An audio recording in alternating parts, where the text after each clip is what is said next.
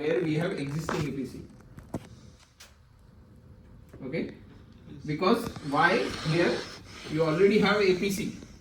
Okay, further by adding APC you cannot have same reduction. Okay, you cannot have same reduction, so instead of existing APC we are considering only 25% reduction. Means new standard deviation would be after APC, okay, is equal to 0.75 into this standard deviation. Okay, 25 remaining is 75, so you get new standard deviation. Okay, now depending on behavior of this, the second assumption, this is first assumption.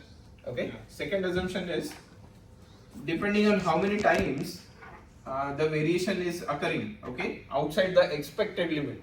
Now it is very difficult to calculate for all the parameter. Okay, so there is a reference table called, you have different violations. Okay, so if a process parameter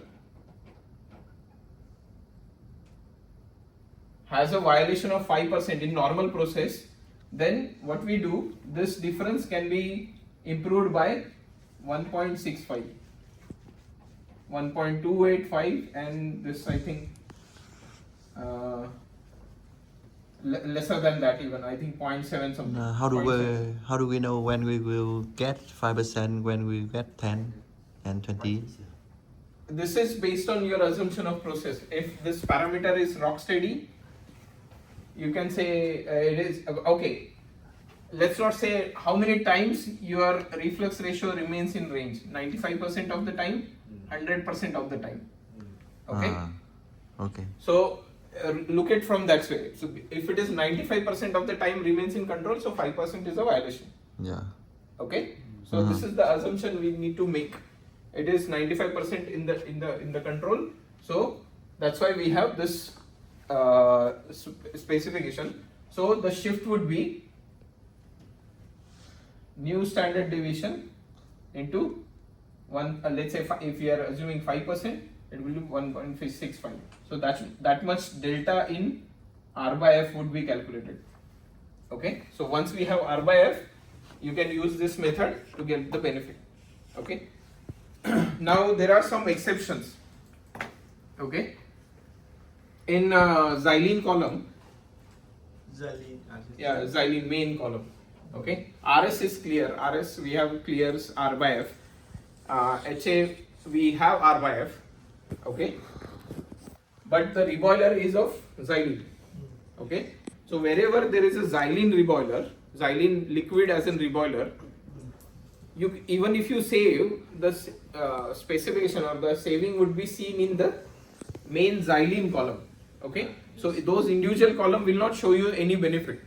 Okay, so deheptenizer, extract, raffinate, HA column, so all those benefit you will see in xylene column.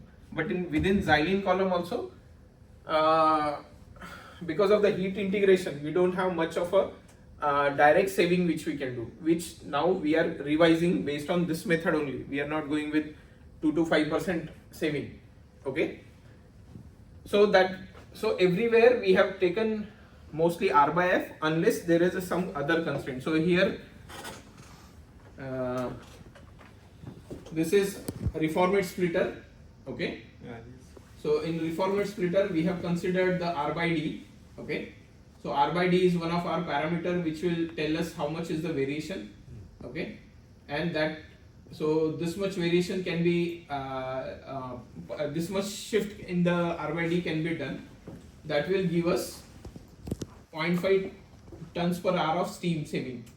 Okay, so each section, okay, so each section is giving us some benefit based on what we have calculated. There is a reduction which we have considered. Like I said, wherever we have APC, we are considering 25% reduction only because existing APC was already contributing.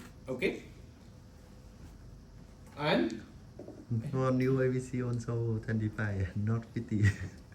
No, I have written where specifically cases where I have considered the So 50 and 25. for the baseline of the calculation, Hmm. I agree and I put in no comment. But I mean for the actual benefit calculation, you should calculate by the actual duty. Yes, calculation. actual flow, actual flows, It's okay. actual fuel gas flow, actual steam. Okay, not based on standard deviation. Yes. Okay, not based on standard deviation. Yes. Yeah.